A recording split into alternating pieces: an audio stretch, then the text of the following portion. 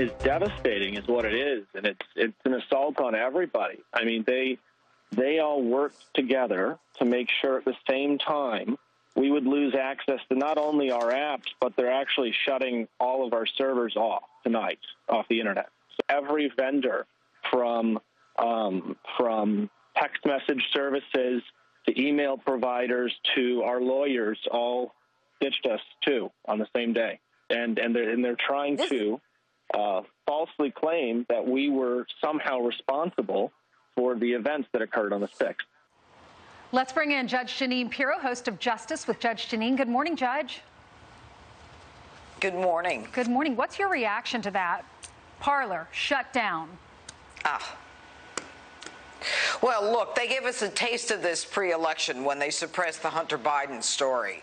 And now that they've won, what we're seeing is a kind of censorship that is akin to a Kristallnacht, where they decide what we can communicate about. You know, the social media right now is the communication effort of our generation. It's the way our generation talks. We communicate, we emote, we persuade, we dissuade. They want none of that. So you've got these monopolies that they're monster monopolies. They're almost bigger than the government.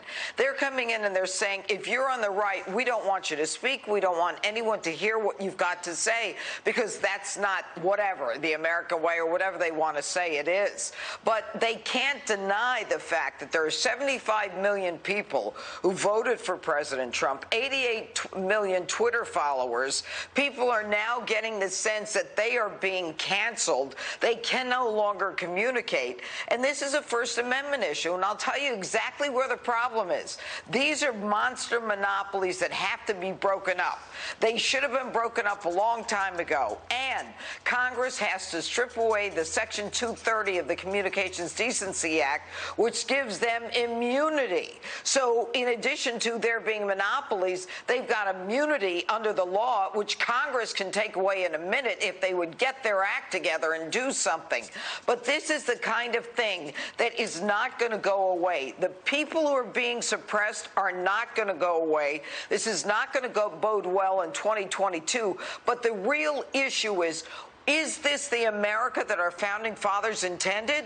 Since when are people telling us we can't say X, Y, or Z, or if you say it, you'll be canceled? And that means that you'll be socially ostracized, that you can even lose your job. And let me remind everyone of one thing.